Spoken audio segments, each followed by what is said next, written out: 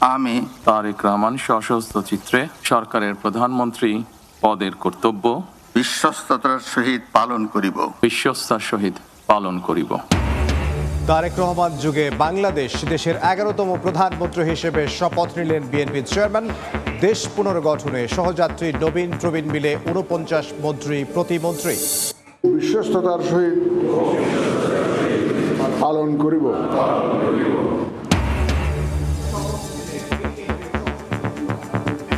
বিধান সংস্কার পরিষদের সদস্য হিসেবে এমপিদের শুল্কমুক্ত গাড়ি প্লট না নেওয়ার সিদ্ধান্ত তারেক রহমানের।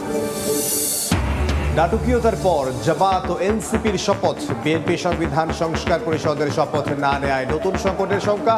খলিলুর রহমানকে মন্ত্রী করায় সমালোচনা। এবং সৌদি প্রবাসীর স্ত্রী ও 2 শিশুর গলাকাটা মরদেহ উদ্ধার। কুমিল্লার হোমনায় চাঞ্চল্য, হত্যার কারণ এখনও অজানা। জড়িতদের ধরার চেষ্টায় আইন শৃঙ্খলা বাহিনী।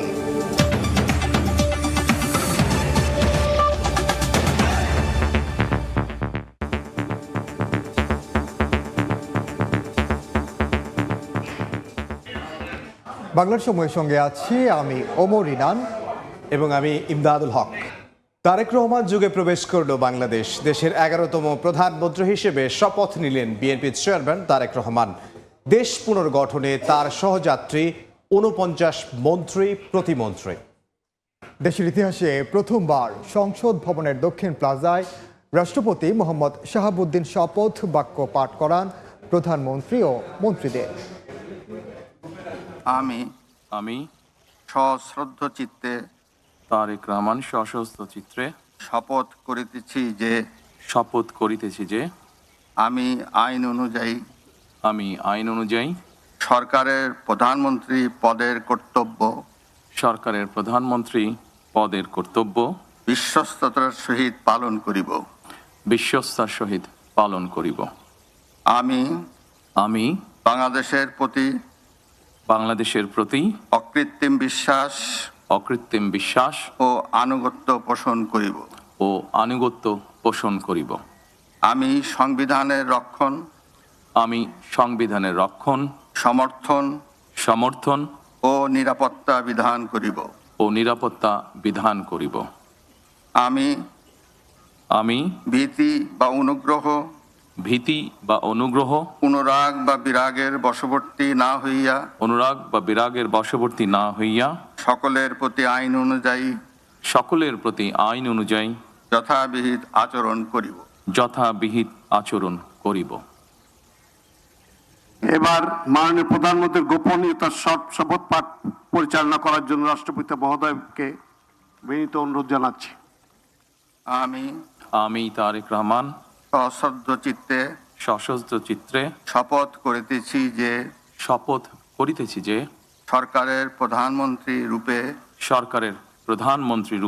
যে সকল বিষয় আমার বিবেচনার জন্য আনিত হইবে বা যে সকল বিষয় আমি অবগত হইব তাহা প্রধানমন্ত্রী রূপে যথাযথভাবে আমার কর্তব্য পালনের প্রয়োজন ব্যতীত প্রত্যক্ষ বা পরোক্ষভাবে কোনো ব্যক্তিকে জ্ঞাপন করিব না বা কোনো ব্যক্তির নিকট প্রকাশ করিব না। ধন্যবাদ। মাননীয় প্রধানমন্ত্রীকে পদের শপথ ও গোপনীয়তার শপথ স্বাক্ষর করার জন্য এবং স্বাক্ষর শেষে নির্ধারিত আসন গ্রহণ করার জন্য শপথ নিয়েছেন ত্রয়োদশ জাতীয় সংসদের নবনির্বাচিত সদস্য, প্রধানমন্ত্রী, মন্ত্রী ও প্রতিমন্ত্রীরা। নতুন মন্ত্রিসভায় আছেন 50 জন, এর মধ্যে 25 জন মন্ত্রী ও 24 জন প্রতিমন্ত্রী। নবনির্বাচিত মন্ত্রী ও প্রতিমন্ত্রীদের শপথ পাঠ করান রাষ্ট্রপতি মোহাম্মদ শাহাবুদ্দিন। এর আগে বিএনপির সংসদীয় দল তারেক রহমানকে সংসদ নেতা ও প্রধানমন্ত্রী নির্বাচিত করে।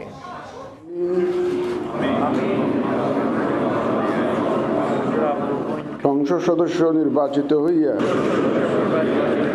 প্রায় ২০ বছর পর নির্বাচনে জয় পেয়ে সরকার গঠন করেছে বিএনপি। বিএনপির চেয়ারম্যান তারেক রহমানের নেতৃত্বে গঠিত হচ্ছে ৫০ জনের নতুন মন্ত্রিসভা। ত্রয়োদশ জাতীয় সংসদ নির্বাচনে নিরঙ্কুশ জয় পাওয়া বিএনপির নির্বাচিত প্রার্থীরা সংসদ সদস্য হিসেবে শপথ নিয়েছেন মঙ্গলবার সকালেই। আমি আইন অনুযায়ী সরকারের এদিন বিকেলে জাতীয় সংসদ ভবনের দক্ষিণ প্লাজায় শপথ নেন নতুন মন্ত্রিসভার সদস্যরা। প্রথমে প্রধানমন্ত্রী হিসেবে তারেক রহমানকে শপথ পড়ান রাষ্ট্রপতি মোহাম্মদ শাহাবুদ্দিন। এরপর মন্ত্রী ও প্রতিমন্ত্রীদের শপথ বাক্য পাঠ করান তিনি। মন্ত্রিসভায় ৫০ জনের মধ্যে রয়েছেন ২৫ জন পূর্ণমন্ত্রী ও ২৪ জন প্রতিমন্ত্রী। বাংলাদেশের প্রতি অকৃত্রিম বিশ্বাস। এবারের মন্ত্রিসভায় নতুন মুখ আছেন বেশ কয়েকজন। প্রথমবার নির্বাচিত হয়েই মন্ত্রিসভায় আছেন মির্জা ফখরুল ইসলাম আলমগীর, আমির খসরু মাহমুদ চৌধুরী, সালাউদ্দিন আহমদ, ইকবাল হাসান মাহমুদ টুকু, হাফিজ উদ্দিন আহমদ বীর বিক্রম, আবু জাফর মোহাম্মদ জাহিদ, খলিলুর রহমান সহ আরো রয়েছেন আব্দুল আউয়াল মিন্টু, কাজী শাহ মোফাজ্জল হোসেন কায়কোবাদ, মিজানুর রহমান মিনু, নিতাই রায় চৌধুরী, খন্দকার আব্দুল মুক্তাদির, আরিফুল হক চৌধুরী, জহির উদ্দিন স্বপন, মোহাম্মদ আমিনুর রশিদ, আফরোজা খানম, শহীদউদ্দিন চৌধুরী আনি। আরো শপথ নিয়েছেন আসাদুল হাবিব দুলু, মোহাম্মদ আসাদুজ্জামান, জাকারিয়া তাহের, দীপেন দেওয়ান, আনমা ইহসানুল হক, মিলন সর্দার, শাখাউত হোসেন বকুল, ফকির মাহবুব আমান, শেখ রবিউল আলম। সরকারের প্রতিমন্ত্রী হিসেবে শপথ নিয়েছেন এম রশিদুজ্জামান মিল্লাত, অনিন্দু ইসলাম অমিত, মোহাম্মদ শরীফুল আলম, শামা ওবায়দ ইসলাম, সুলতান সালাউদ্দিন টুকু, ব্যারিস্টার কায়সার কামাল, ফরহাদ হোসেন আজাদ, মোহাম্মদ আমিনুল হক। আরও শপথ নেন মীর মোহাম্মদ হেলাল উদ্দিন, হাবিবুর রশিদ, মোহাম্মদ রাজীব হাসান, মোহাম্মদ আব্দুল বারী, মীর শাহে আলম, জুনায়েদ আব্দুর রহিম সাকি, ইশরাক হোসেন, ফারজানা শারমিন, শেখ ফরিদুল ইসলাম। এছাড়া প্রতিমন্ত্রীর মধ্যে রয়েছেন নুরুল হক নূর, ইয়াসের Khan Chowdhury, M Iqbal Hossain, M A Muhith, Ahmad Sohel মঞ্জুর, ববি হাজ্জাজ এবং আলী নেওয়াজ মাহমুদ খৈয়ম। ও নিরাপত্তা বিধান। গত ১২ই ফেব্রুয়ারি নির্বাচনে ৬৮টি আসন জিতে সংসদে বিরোধী দলের আসনে বসছে জামায়াত। সবকিছু ঠিক থাকলে আগামী ২৬শে ফেব্রুয়ারি বসতে যাচ্ছে ত্রয়োদশ সংসদের প্রথম অধিবেশন। বশবর্তী না হইয়া রৌনক নিয়ন্তা, সময় সংবাদ, ঢাকা। নবীন প্রবীণদের সমন্বয়ে দেশকে এগিয়ে নিয়ে যাওয়ার প্রত্যাশা ব্যক্ত করেন মন্ত্রীরা। শপথ নিয়ে কথা বলেন নতুন সরকারের মন্ত্রীরা। বিরোধী দল সংসদে গণতান্ত্রিক আচরণ করবে বলে প্রত্যাশা করেন তারা। আমরা আশা করি সেইভাবে বিরোধী দল ভূমিকা পালন করবে, গণতন্ত্রকে রক্ষা করার জন্য রাজনৈতিক সংস্কৃতি মাধ্যমে একটা সঠিক সংস্কৃতির মাধ্যমে আমরা গণতন্ত্রকে এগিয়ে নিয়ে যে প্রাতিষ্ঠানিক রূপ দিতে পারবো। অর্থনীতিতে একটা বড় চ্যালেঞ্জ আছে, এখানে আইন শৃঙ্খলা রক্ষা করা একটা বড় চ্যালেঞ্জ আছে, যেটার মধ্যে দিয়ে মানুষের প্রত্যেকের অধিকার বলেন, মর্যাদা বলেন রক্ষা করা। এখানে মানে দুর্নীতি একটা বড় চ্যালেঞ্জের জায়গা আছে এবং দেশে একটা যদি ধরেন প্রতিষ্ঠানগুলো গণতন্ত্রের জন্য যে জরুরি, সে যে প্রতিষ্ঠান ক্ষমতার ভারসাম্য তৈরি করে, সেই প্রতিষ্ঠানগুলো দলীয় ছিল সেগুলোকে নতুন করে গড়ে তোলার ব্যাপার আছে। এবং সবশেষে আমাদের দেশে মানে একদিকে যেমন খেটে খাওয়া মানুষের ন্যায্য হিস্সা দরকার, অন্যদিকে প্রত্যেকটি পরিচয়ের মানুষেরই, সে যে বিশ্বাসের হোক, যে পরিচয়ের হোক, নাগরিক হিসেবে তাদের যে অধিকার এবং মর্যাদা সেটা প্রতিষ্ঠা একটা বড় চ্যালেঞ্জ। ফলে সেই জায়গাগুলো মানে সমন্বিতভাবে এই সরকার ইতিমধ্যে তার লক্ষ্য হিসেবে ঘোষণা করেছে, যে কারণে আমরা সরকারে আছি। তরুণরাই তো সবকিছু করতে পারে, মনোবল সাহস নিয়ে তরুণরাই তো সব করতে পারে। নবীন এবং প্রবীণের নেতৃত্বে তো সব পরামর্শ নিয়েই আমাদেরকে দেশটা নতুনভাবে করতে হবে। খুবই ভালো হবে ইনশাল্লাহ। দৃঢ়ভাবে প্রতিষ্ঠিত হোক, সেজন্য সাধারণ মানুষ অত্যন্ত সুচিন্তিতভাবে তাদের ভোটাধিকার প্রয়োগ করেছে। আশা করি বর্তমান মন্ত্রিসভা এবং এই জাতীয় সংসদ বাংলাদেশের জনগণের প্রত্যাশা পূরণ করতে সক্ষম হবে। কোনো বিষয় ঘরের মধ্যে না, কোনো বা আপনার বদ্ধ জায়গায় না, উন্মুক্ত স্থানে হাজার হাজার লোকের সামনে তারা এই শপথ গ্রহণ করলেন। এটা আগামী দিনের জন্য একটা দৃষ্টান্ত হয়ে থাকবে। নিজ জেলার কৃতি সন্তান মন্ত্রী ও প্রতিমন্ত্রী হিসেবে শপথ নেয় উচ্ছ্বসিত এলাকাবাসী। নির্বাচনী এলাকায় বইছে আনন্দের জোয়ার। মন্ত্রী হওয়ার খবরে একে অপরকে মিষ্টি মুখ করান সমর্থকরা। দেশের উন্নয়নে তারা কাজ করবেন এমন প্রত্যাশা সাধারণ মানুষের।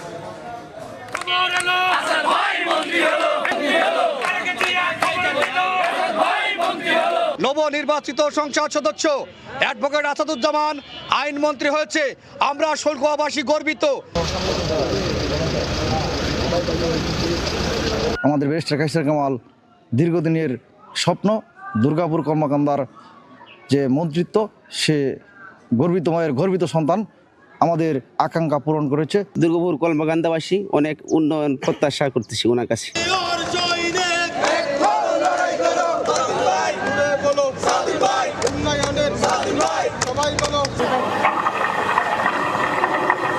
আপনারা যে যে দপ্তরের দায়িত্ব পালন করবেন, বাস্তবতার আলোকে আমাদের এখানে বৈষম্যহীনভাবে উন্নয়নের কার্যক্রমটা চালিয়ে যাবেন। আমাদের আনম এহসানুল মিলন ভাই সারা বাংলাদেশে অত্যন্ত সুনাম এবং দক্ষতার সহিত সারা বাংলাদেশের শিক্ষা খাতকে অনেক উন্নত করবেন এবং কর্মসংস্থানের ব্যবস্থা করবেন। নাটকীয়তা আর অনিশ্চয়তা কাটিয়ে শপথ নিয়েছেন 11 দলীয় ঐক্যের সংসদ সদস্যরা। মঙ্গলবার দুপুরে প্রথমে সংসদ সদস্য হিসেবে শপথ নেন জামায়াতে ইসলামী থেকে নির্বাচিত সদস্যরা। পরে সংবিধান সংস্কার পরিষদের সদস্য হিসেবেও শপথ নেন তারা। স্বতন্ত্র এমপিরা জামায়াতের সঙ্গে সংসদ সদস্য হিসেবে শপথ নিলেও সংবিধান সংস্কার পরিষদের সদস্য হিসেবে শপথ নেননি। পরে দুটি শপথই নেন এনসিপি থেকে নির্বাচিত সংসদ সদস্যরা। বা দৃঢ়ভাবে ঘোষণা করতেছি যে মঙ্গলবার দুপুরে শপথ নেন জামায়াতে ইসলামী ও স্বতন্ত্র থেকে নির্বাচিত সংসদ সদস্যরা। তাদের শপথ পাঠ করান প্রধান নির্বাচন কমিশনার এএমএম নাসির উদ্দিন। সংবিধান সংস্কার পরিষদ। পরে শুরু হয় সংবিধান সংস্কার পরিষদের সদস্য হিসেবে শপথের আনুষ্ঠানিকতা। এ সময় সেখান থেকে বেরিয়ে যান রুমিন ফারহানা সহ স্বতন্ত্র সংসদ সদস্যরা।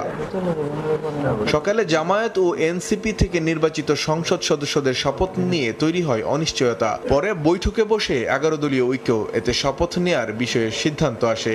আমি যে কর্তব্যভার দুপুরে সংসদ সদস্য ও সংবিধান সংস্কার পরিষদের সদস্য হিসেবে শপথ নেন এনসিপি থেকে নির্বাচিতরা। বিএনপি থেকে নির্বাচিতরা সংবিধান সংস্কার পরিষদের সদস্য হিসেবে শপথ না নেওয়ায় নতুন করে সংকট তৈরি হবে বলে মন্তব্য করেন এনসিপি আহ্বায়ক নাহিদ ইসলাম। এখানে একটা আইনি এবং সাংবিধানিক সংকটও তৈরি হলো। আমরা জানি না এটা কিভাবে এটা নিরসন হবে। আমরা আহ্বান করব যে তারা দ্রুত সময়ের মধ্যে শপথ পাঠ করে এই সংকটের নিরসন করবে এবং জনগণের প্রতি কাছে যে আমাদের সকলের প্রতিশ্রুতি ছিল সংস্কারের পক্ষে, সেই প্রতিশ্রুতির পক্ষে কাজ করবে। অন্তর্বর্তী সরকারের নিরাপত্তা উপদেষ্টা ডাক্তার খলিলুর রহমান নতুন সরকারের অংশ হওয়া নিয়ে প্রশ্ন তোলেন জামায়াতের নায়েবে আমির আব্দুল্লাহ মোহাম্মদ তাহের। খলিলুর রহমান সাহেব যে আজকে ইন্টারিম গভর্নমেন্টের উপদেষ্টা হয়ে বর্তমান সরকারে যোগ দিয়েছে, এটা অনৈতিক এবং তাকে ইন্টারিম গভর্নমেন্টকে সরকারে নিয়ে যাওয়াটা একটা অনৈতিক কাজ। সংসদে বিরোধী দলীয় নেতা জামায়াত আমির ডাক্তার শফিকুর রহমান, উপনেতা ডাক্তার আব্দুল্লাহ মোহাম্মদ তাহের, বিরোধী দলীয় চিফ হুইপ নাহিদ ইসলাম এবং বিরোধী দলীয় হুইপ হিসেবে দায়িত্ব পালন করবেন রফিকুল ইসলাম খান। মানিক মোহাম্মদ ওমর, সময় সংবাদ, ঢাকা। আরএফএল ক্লাস পাইপ নিশ্চিত করে প্রতি ইঞ্চিতে সঠিক থিকনেস ও সঠিক মাপ। পাইপের বস, না কিনলে লস। এবার জেনে নেব নতুন মন্ত্রিসভার খুঁটিনাটি তথ্য। আপনারা জানেন এর মধ্যে মন্ত্রিসভা গঠিত হয়েছে এবং কে কোন দপ্তর পেল তা আমরা আবারও একটু দেখে নিতে চাই। আপনারা জানেন যে এর মধ্যে যারা নির্বাচিত হয়েছেন, আমরা দেখতে পাচ্ছি বিএনপি মহাসচিব মির্জা ফখরুল ইসলাম আলমগীর, তিনি পেয়েছেন স্থানীয় সরকার, পল্লী উন্নয়ন ও সমবায় মন্ত্রণালয়। এবং একটু আগেও যেমনটা বলছিলাম, 90-এর দশকের শুরুতে তিনি বিএনপিতে যোগ দেন এবং 2001 থেকে 2006 সাল পর্যন্ত বিএনপি সরকারের তিনি প্রতিমন্ত্রী ছিলেন এবং 6 বার জাতীয় সংসদ নির্বাচনে অংশগ্রহণ করেছেন এবং 3 বার নির্বাচিত হয়েছেন মির্জা ফখরুল ইসলাম আলমগীর। একই সঙ্গে 60-এর দশকে ঢাকা বিশ্ববিদ্যালয় ছাত্র ইউনিয়নেও তিনি ছিলেন। আমরা আমির খসরু মাহমুদ চৌধুরী, তাকে দেখতে পাচ্ছি অর্থ পরিকল্পনা মন্ত্রণালয়ের দায়িত্ব তিনি পেয়েছেন। সাবেক বাণিজ্য মন্ত্রী ছিলেন তিনি। চট্টগ্রাম স্টক এক্সচেঞ্জের প্রতিষ্ঠাতা চেয়ারম্যান, দক্ষিণ এশিয়া এক্সচেঞ্জ ফেডারেশনের প্রথম সভাপতি, বিএনপির স্থায়ী কমিটির সদস্য, 6 বার জাতীয় সংসদ নির্বাচনে অংশগ্রহণ করে 5 বার সংসদ সদস্য নির্বাচিত হয়েছেন। সফল ব্যবসায়ী এবং রাজনীতিবিদ হিসেবে তার সুনাম রয়েছে। আর কে আছেন আমরা একটু দেখে নিতে চাই। আমরা দেখতে পাচ্ছি বিএনপির স্থায়ী কমিটির সদস্য সালাউদ্দিন আহমেদ, তিনি স্বরাষ্ট্র মন্ত্রণালয় পেয়েছেন এবং রাজনীতিতে আসার আগে তিনি বিসিএস প্রশাসনে ক্যাডার কর্মকর্তা ছিলেন। 1991 সালে প্রয়াত বেগম খালেদা জিয়ার এপিএস হিসেবে দায়িত্ব পালন করেছেন। বর্তমানে বিএনপির স্থায়ী কমিটির সদস্য তিনি। বিএনপির যুগ্ম মহাসচিব ও সাংগঠনিক সম্পাদকের দায়িত্ব পালন করেছেন। 5 বার জাতীয় সংসদ নির্বাচনে অংশগ্রহণ করে তিনি 3 বার বিজয়ী হয়েছেন এবং একই সঙ্গে জানিয়ে রাখি তিনি সাবেক যোগাযোগ প্রতিমন্ত্রীও ছিলেন। ইকবাল হাসান মাহমুদ, তিনি বিদ্যুৎ, জ্বালানি ও খনিজ সম্পদ মন্ত্রণালয়ের দায়িত্ব পেয়েছেন। সাবেক বিদ্যুৎ প্রতিমন্ত্রী হিসেবে তিনি দায়িত্ব পালন করেছেন। 1990 সালে এরশাদ সরকারের পতনের পর তিনি বিএনপিতে যোগ দেন। বর্তমানে বিএনপির সর্বোচ্চ নীতি নির্ধারণী ফোরাম জাতীয় স্থায়ী কমিটির সদস্য যেটি রয়েছে সেখানকার অন্যতম সদস্য। 6 বার জাতীয় সংসদ নির্বাচনে প্রতিদ্বন্দ্বিতা করেছেন। 4 বার সংসদ সদস্য হিসেবে তিনি নির্বাচিত হয়েছেন। এবং আমরা যদি দেখি হাফিজউদ্দিন আহমেদ বিবেক্রমন্ত্রী, তিনি মুক্তিযুদ্ধ বিষয়ক মন্ত্রণালয়ের মন্ত্রী হয়েছেন। বিএনপির ভাইস চেয়ারম্যান, এর আগে তিনি পানি সম্পদ মন্ত্রী ছিলেন এবং 8 বার জাতীয় সংসদ নির্বাচনে প্রতিদ্বন্দ্বিতা করেছেন। এর মধ্যে তিনি 7 বারই বিজয়ী হয়েছেন এবং পাট ও বস্ত্র মন্ত্রণালয়ের প্রতিমন্ত্রীর দায়িত্ব পালন করেছেন। এবার তিনি পালন করছেন মুক্তিযুদ্ধ বিষয়ক মন্ত্রণালয় এবং একই সঙ্গে তিনি ভোলা জেলা বিএনপির সভাপতির দায়িত্ব পালন করেছেন। ইমদাদ। ডক্টর এজেডএম জাহিদ হোসেন তিনি মহিলা শিশু ও সমাজ কল্যাণ মন্ত্রণালয়ের দায়িত্ব পেয়েছেন। পেশায় চিকিৎসক এবং বিএসএমএমইউর ইউরোলজি বিভাগের অধ্যাপক ছিলেন। বিএনপির সাবেক চেয়ারপারসন বেগম খালেদা জিয়ার ব্যক্তিগত চিকিৎসক ছিলেন এবং তার মাধ্যমে আমরা বেগম খালেদা জিয়া যখন জীবিত ছিলেন এভার কেয়ার হসপিটালে ছিলেন তখন তার মাধ্যমে আমরা তার শারীরিক অবস্থার খবরাখবর পেতাম। বিএনপির জাতীয় স্থায়ী কমিটির সদস্যও তিনি। বিএনপির ভাইস চেয়ারম্যান ছিলেন। 2026 সালে প্রথমবারের মতো তিনি জাতীয় সংসদ নির্বাচনে জয়ী হয়েছেন। 50 সদস্যের যে মন্ত্রিসভা গঠিত হয়েছে সেখানে আব্দুল্লাহ আল বিন্টু পেয়েছেন পরিবেশ, বন ও জলবায়ু পরিবর্তন মন্ত্রণালয়। তিনি জানেন একজন বিশিষ্ট ব্যবসায়ী, একই সঙ্গে ভাইস চেয়ারম্যান বিএনপির, এফবিসি এর সাবেক সভাপতি এবং ন্যাশনাল ব্যাংকের অন্যতম প্রতিষ্ঠাতা, মাল্টিমোড গ্রুপের প্রতিষ্ঠাতা চেয়ারম্যান এবং যারা এর মধ্যে জাতীয় নির্বাচনে প্রতিদ্বন্দ্বিতা করেছেন তার মধ্যে ধনকুবেরদের একজন বলা যায়। এবং 2026 সালে নির্বাচনের জাতীয় সংসদ সভার যে নির্বাচন হলো সেখানে তিনি জয়ী হয়েছেন। মিজানুর রহমান মিনু তিনি ভূমি মন্ত্রণালয়ের দায়িত্ব পেয়েছেন। রাজনীতিবিদ, ব্যবসায়ী, বিএনপির কেন্দ্রীয় কমিটির ভাইস চেয়ারম্যান বেগম খালেদা জিয়ার উপদেষ্টার দায়িত্ব পালন করেছেন।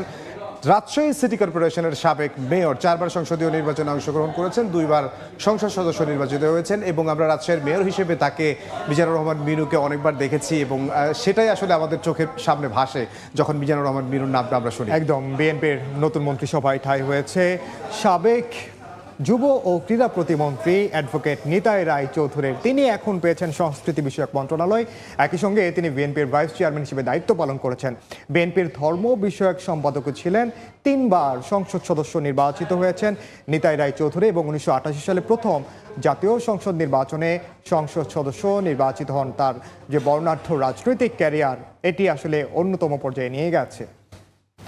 অ্যাডভোকেট দীপেন দেওয়ান তিনি পার্বত্য চট্টগ্রাম বিষয়ক মন্ত্রণালয়ের দায়িত্ব পেয়েছেন। জ্যেষ্ঠ আইনজীবী, বিএনপির জাতীয় নির্বাহী কমিটির সহ ধর্ম বিষয়ক সম্পাদক, রাঙ্গামাটি জেলা বিএনপির সভাপতিও ছিলেন। রাঙ্গামাটি পার্বত্য জেলা পরিষদের সাবেক চেয়ারম্যান, 3 বার জাতীয় সংসদ নির্বাচনে অংশগ্রহণ করেছেন এবং 2026 সালে প্রথমবার তিনি সংসদ সদস্য নির্বাচিত হয়েছেন এবং প্রথমবার তিনি নির্বাচিত হয়ে আসলে মন্ত্রিত্ব পেয়েছেন, পার্বত্য চট্টগ্রাম পেয়েছেন পূর্ণমন্ত্রী। আপনি জানেন যে এর আগে কখনোই এই পার্বত্য চট্টগ্রাম বিষয়ক মন্ত্রণালয়ে পূর্ণমন্ত্রী আর কখনোই দেওয়া হয়নি। এই প্রথমবারের মতো এই মন্ত্রণালয়ে একজন পূর্ণাঙ্গ মন্ত্রী দেওয়া হলো। আমরা দেখতে পাচ্ছি আরিফুল হক চৌধুরী পেয়েছেন শ্রম, কর্মসংস্থান, প্রবাসী কল্যাণ ও বৈদেশিক কর্মসংস্থান মন্ত্রণালয়। বিএনপির চেয়ারপারসনের উপদেষ্টা কাউন্সিলের সদস্য তিনি। একই সঙ্গে শ্রম, কর্মসংস্থান এবং প্রবাসী কল্যাণ ও বৈদেশিক কর্মসংস্থান মন্ত্রণালয়। 2003 সালে সিলেট সিটি কর্পোরেশন কমিশনার ছিলেন আরিফুল হক চৌধুরী এবং 2013 থেকে 2023 সালে সিলেট সিটি কর্পোরেশনের মেয়রের দায়িত্ব পালন করেছেন। প্রথমবার জাতীয় সংসদ নির্বাচনে প্রতিদ্বন্দ্বিতা করেছেন এবং তিনি বিএনপিকে সেই কাঙ্ক্ষিত জয়টি উপহার দিয়েছেন। মেয়র থেকে তিনি মন্ত্রী হয়েছেন।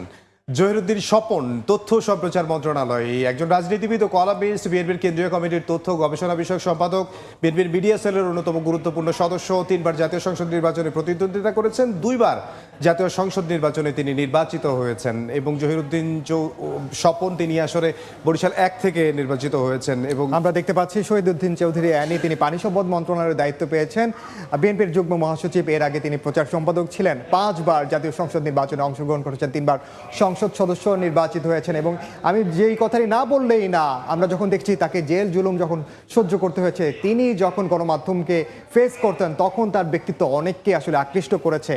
আসাদুল হাবিব দুলু তিনি দুর্যোগ ব্যবস্থাপনা ও ত্রাণ মন্ত্রণালয়ের দায়িত্ব পেয়েছেন। রাজনীতিবিদ এবং আইনজীবী, বিএনপির কেন্দ্রীয় কমিটির রংপুর বিভাগীয় সাংগঠনিক সম্পাদক, লালমনিরহাট জেলা বিএনপির সভাপতির দায়িত্ব পালন করেছেন। 6 বার সংসদীয় নির্বাচনে অংশগ্রহণ করে 4 বার তিনি সংসদ সদস্য নির্বাচিত হয়েছেন। খাদ্য উপমন্ত্রী হিসেবে দায়িত্ব পালন করেছেন। এবার তিনি দুর্যোগ ব্যবস্থাপনা ও ত্রাণ মন্ত্রণালয়ের দায়িত্ব পেয়েছেন। ইমদাদ মন্ত্রিত্ব পেয়েছেন সাবেক অ্যাটর্নি জেনারেল মোহাম্মদ আসাদুজ্জামান। তিনি পেয়েছেন আইন, বিচার ও সংসদ বিষয়ক মন্ত্রণালয়। সুপ্রিম কোর্টের জ্যেষ্ঠ আইনজীবী, বাংলাদেশের 17তম অ্যাটর্নি জেনারেল হিসেবে দায়িত্ব পালন করছেন। বিএনপির মানবাধিকার বিষয়ক সম্পাদক।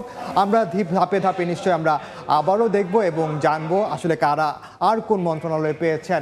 কুমিল্লার হোমনায় প্রবাসীর স্ত্রী সহ 2 সন্তানের রক্তাক্ত মরদেহ উদ্ধার করা হয়েছে। পুলিশ জানায় উপজেলার মণিপুর গ্রামের ওই প্রবাসীর বাড়ি থেকে মরদেহ 3টি উদ্ধার করা হয়। সকালে স্থানীয়রা কোনো সাড়া শব্দ না পেয়ে তাদের খোঁজ নেন। এ সময় জানালা দিয়ে ঘরের ভেতরে মরদেহ দেখতে পেয়ে পুলিশে খবর দেন এলাকাবাসী। ঝিনাইদহের শৈলকুপায় আধিপত্য বিস্তার নিয়ে দুপক্ষের সংঘর্ষে অন্তত 5 জন আহত হয়েছেন। শেখরা গ্রামে বাবুলের সঙ্গে গোলাম মোস্তফা সরকারের দীর্ঘদিনের বিরোধ চলছিল। সোমবার সন্ধ্যায় বাবুলের সমর্থককে কুপিয়ে জখম করে মোস্তফা সরকারের সমর্থকরা। এর জেরে রাতে দুপক্ষের লোকজন দেশীয় অস্ত্র নিয়ে সংঘর্ষে জড়ায়। আবহাওয়ার তারতম্যে মেহেরপুরে বেড়েছে সর্দি, কাশি, জ্বর ও শ্বাসকষ্টজনিত রোগীর সংখ্যা। হাসপাতাল কর্তৃপক্ষ জানান, মৌসুম পরিবর্তনের প্রভাব পড়েছে তাপমাত্রায়। দিনে গরম আর রাতে ঠান্ডা অনুভূত হওয়ায় নানা রোগে আক্রান্ত হচ্ছেন মানুষ। বর্তমানে মেহেরপুর জেনারেল হাসপাতালে 70 শয্যার বিপরীতে ভর্তি 126 রোগী।